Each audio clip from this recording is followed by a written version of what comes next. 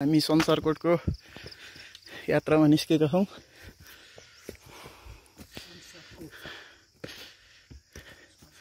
वनको बाटो हुँदै बादलले घेरेको छ।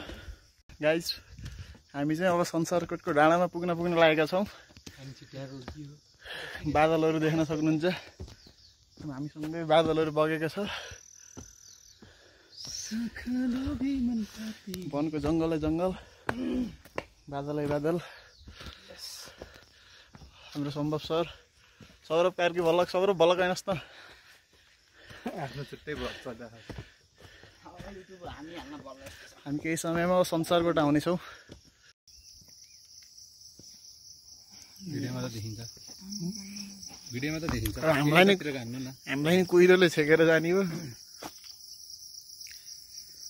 संसारकोट ट्राभलिङ टुर खै यहाँ ओ यस्तो मजाले गइरहेको यार।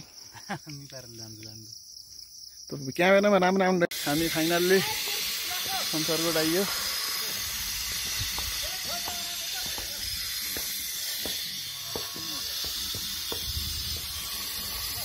र संसारकोटमा आइयो।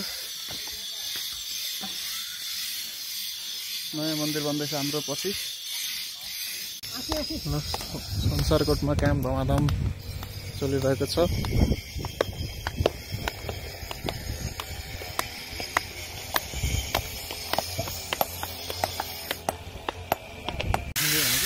संसारकोटमा चाहिँ ढुङ्गा काटेर यसरी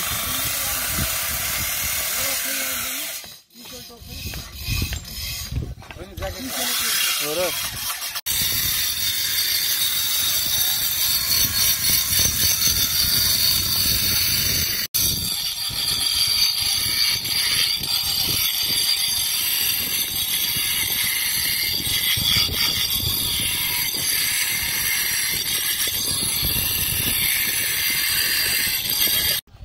मेसिनद्वारा कुदिएका ढुङ्गाहरू।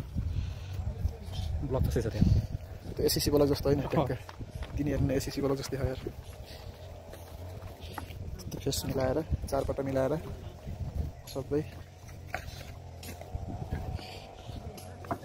सबै वेटी छ यार। ब्रिक भयो जस्तो मन्दिरै त्यही ढुङ्गाको मन्दिर। कुदिएका ढुङ्गाको मन्दिर।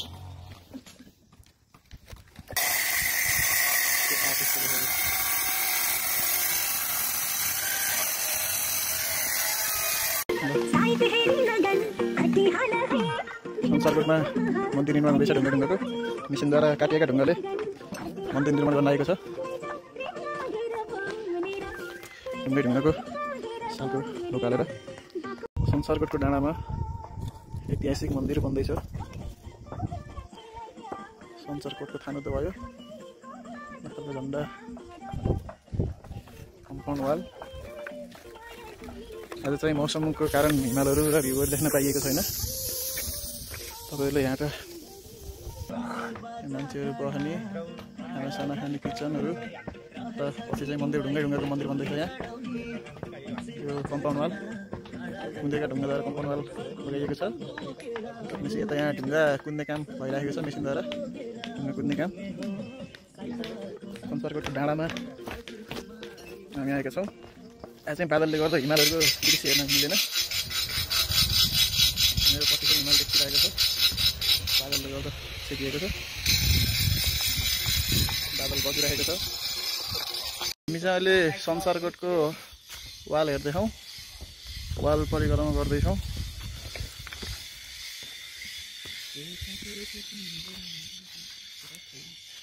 संसारकोटको यो थान भएको छ। त्यहाँ मान्छेहरू बस्ने ठाउँ। यहाँ चौतर्फी सुरक्षा वाल लगाइएको छ। संसारकोटबाट ल्याएको दृश्य। यो चाहिँ पालाको गाउँ तल देखिएको।